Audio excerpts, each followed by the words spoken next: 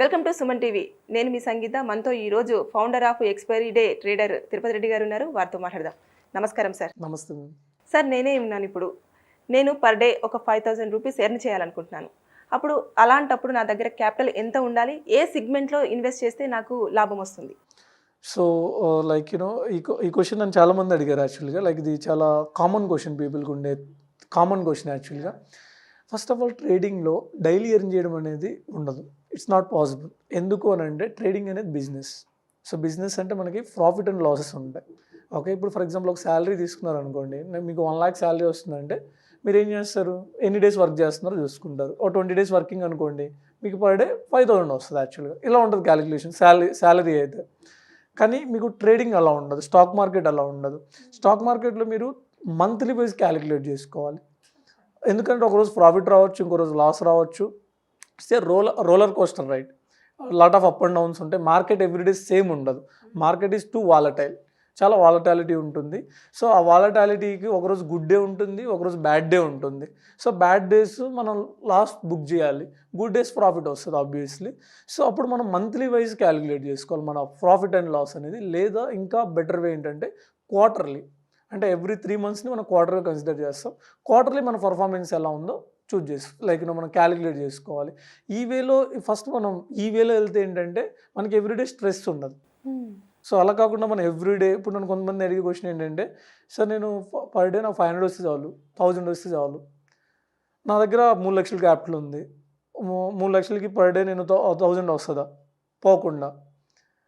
Stock market అలా అలా అలా వర్క్ అవ్వదు. బేసిక్ ఈ సిస్టమ్ అలా వర్క్ అవ్వదు. పర్ డే అనేది అసలు ఉండదు. మీ దగ్గర ₹1,00,00,000 క్యాపిటల్ ఉన్నా ఈ సిస్టమ్ అలా వర్క్ అవ్వదు. ఓకే, ఇది బిజినెస్లో ప్రాఫిట్ అండ్ లాస్ ఉంటుంది. ఇప్పుడు ఫర్ ఎగ్జాంపుల్ మనం ఒక హోటల్ బిజినెస్ స్టార్ట్ చేసాం, మీకు పర్ డే ఇంత బిజినెస్ జరుగుతుందని మీకు గ్యారంటీ చెప్పగలరా? ఎందుకనంటే ఇట్స్ అ బిజినెస్, కస్టమర్స్ని బట్టి ఉంటుంది బేసిక్గా. సేమ్ థింగ్ స్టాక్ మార్కెట్ కూడా బిజినెస్ యాక్చువల్గా. ఇందులో ఫిక్స్డ్ ఇన్కమ్స్ అలాంటివి అనేది పాసిబుల్ అవ్వదు యాక్చువల్గా. అది ఫస్ట్ మైండ్ సెట్. రెండోది వచ్చేసి ఇప్పుడు మనం ట్రేడింగ్ స్టైల్, ఇప్పుడు మనం లైక్ నేను ఇంతకుముందు వీడియోలో నేను ఇన్వెస్టింగ్ గురించి చెప్పాను, ట్రేడింగ్ గురించి చెప్పాను. సో ఇన్వెస్టింగ్ గురించి పక్కన పెట్టేద్దాం, కంప్లీట్ ట్రేడింగ్ గురించే మాట్లాడదాం. Trading means active income generate చేయడం బేసిక్గా.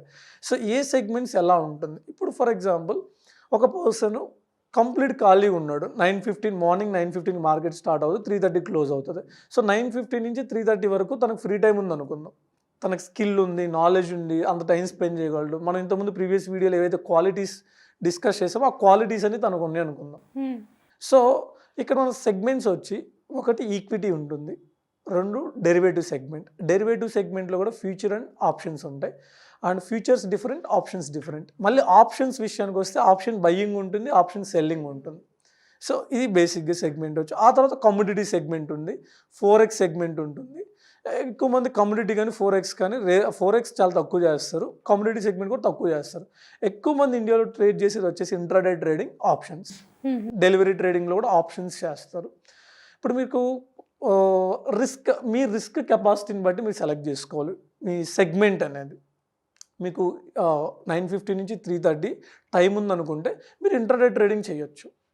బట్ ఇంట్రాడే ట్రేడింగ్ అనేది ఆపర్చునిటీ ఉన్నప్పుడే చేయాలి, ఎవ్రీడే చేయకూడదు.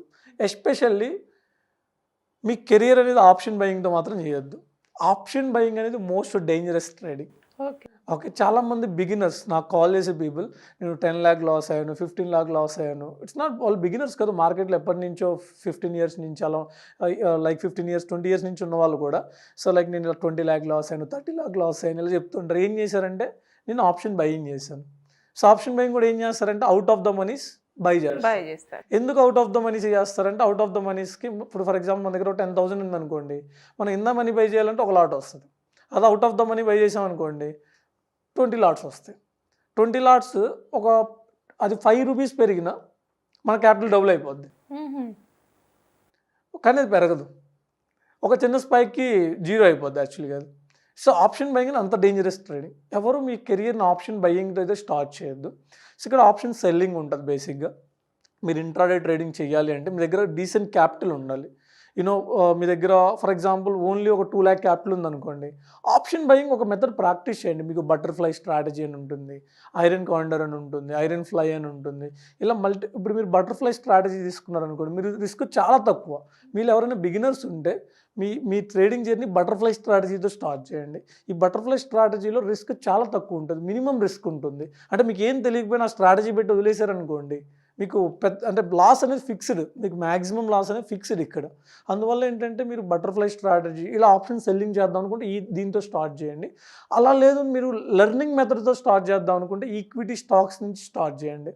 అంటే మీరు సబ్జెక్ట్ నేర్చుకున్నారు, ఆ సబ్జెక్ట్ ఎలా వర్క్ అవుతుంది అనేది మీరు ట్రైల్ వేద్దాం అనుకుంటే ఈక్విటీ సెగ్మెంట్, ఈక్విటీ స్టాక్స్ నుంచి స్టార్ట్ చేయండి. ఎందుకంటే నేను నా జర్నీ వచ్చి ఈక్విటీతో స్టార్ట్ చేశాను. ఫస్ట్ 1 year వచ్చి నేను ఆప్షన్స్ అస్సలు టచ్ చేయలేదు. నా ఫస్ట్ 1 year జర్నీ వచ్చి ఈక్విటీలో ప్రైస్ యాక్షన్ ఎలా వర్క్ అవుతుంది. ప్రైస్ యాక్షన్ అంటే చార్ట్ని రీడ్ చేయడం. ఇక్కడ సపోర్ట్ అండ్ రెసిస్టెన్స్ అని ఉంటుంది, ట్రెండ్ లైన్స్ అని ఉంటాయి, క్యాండిల్ స్టిక్ ప్యాటర్న్స్ ఉంటాయి, చార్ట్ ప్యాటర్న్స్ ఉంటాయి. సో ఇది ప్రైస్ యాక్షన్ యాక్చువల్గా. అది మీకు మార్కెట్ ప్రెజర్ ఎలా ఉంది, బయ్యింగ్ ప్రెజర్ ఎలా ఉంది, సెల్లింగ్ ప్రెజర్ ఎలా ఉంది ఐడెంటిఫై చేయడం ప్రైస్ యాక్షన్. సో ఇలా మీరు ఆ సబ్జెక్ట్ని ప్రాక్టీస్ చేస్తున్నారు అనుకోండి, మీరు ఈక్విటీతో స్టార్ట్ చేయండి, స్టాక్స్తో. ఓకే, అంతేగాని ఆప్షన్స్ జోలికి మాత్రం వెళ్ళొద్దు. మీకు ఆ మార్కెట్ డైరెక్షన్ ప్రిడిక్ట్ చేయడం వచ్చిన తర్వాత ఆప్షన్స్లోకి షిఫ్ట్ అవ్వండి. అంటే ఇప్పుడు ఒకవేళ నేను పర్ డే ఎర్న్ చేయాలంటే అసలు ఇంకా అది కుదిరే పనే లేదంటారు. లేదు, ఛాన్సే లేదు. అలాంటి మైండ్ సెట్ ఉంటే రావద్దు స్టాక్ మార్కెట్లోకి. Okay, choose other field. Minimum 3 months. It's not depend on person. ఇప్పుడు కొంతమందికి 1 year పడుతుంది, కొంతమందికి జస్ట్ 1 month పడుతుంది. ఇప్పుడు కొంతమందికి 1 month పడుతుంది. ఎందుకని తను ఒక మెంటర్ని చూజ్ చేసుకుంటాడు. ఆ మెంటర్కి ఆల్రెడీ ఎక్స్పీరియన్స్ ఉంటుంది కదా. ఓకే, సో మార్కెట్లో ఒక 3-4 years నుంచి ఒక పర్సన్ ఉన్నాడంటే తనకి సేఫ్ థింగ్స్ ఏంటి, రిస్కీ థింగ్స్ ఏంటి అన్ని ఐడియా ఉంటుంది. ఆ మెంటర్ మీకు అన్ని ఆప్షన్లు చెప్తాడు. ఓకే, ఇప్పుడు మీరు డైరెక్ట్ యూట్యూబ్లోకి వెళ్తే మీకు అర్థం కాదు, బోల్డ్ థింగ్స్ ఉంటాయి. అలాగే మెంటర్ దగ్గరికి వెళ్ళారనుకో, అరే అబ్బాయి నువ్వు ఇది చేస్తే నీకు ఇంత రిస్క్ ఉంటుంది, ఇది చేస్తే నీకు ఇంత రిస్క్ ఉంటుంది, నువ్వు ఆ రిస్క్ తీసుకోగలవా, నేను రిస్క్ తీసుకోవాలనుకుంటే ఈ మెథడ్, రిస్క్ తీసుకోవాలనుకుంటే ఈ మెథడ్. సో అలా సింప్లిఫైడ్ ఉంటుంది. ఓకే, అలాంటి పీపుల్ ఏంటి 2 to 3 monthsలో ఇండిపెండెంట్ అయిపోవచ్చు.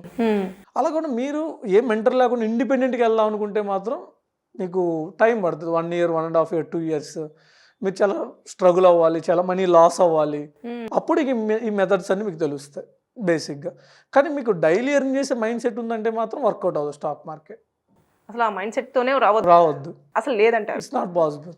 Okay, yeah, okay, thank you sir, thank you so much. అంటే మనం చాలామంది అనుకుంటారు ఇన్వెస్ట్మెంట్ చేస్తే ఖచ్చితంగా మనం పర్ డే ఇలా ఎర్న్ చేయొచ్చు, అలా ఎర్న్ చేయొచ్చు అని చెప్పేసి. కానీ చాలా క్లియర్గా అసలు పర్ డే మనం ఎర్నింగ్ అనేది చాలా కష్టం అని చెప్పేసి చాలా బాగా ఎక్స్ప్లెయిన్ చేశారు. Thank you so much sir. Thank you.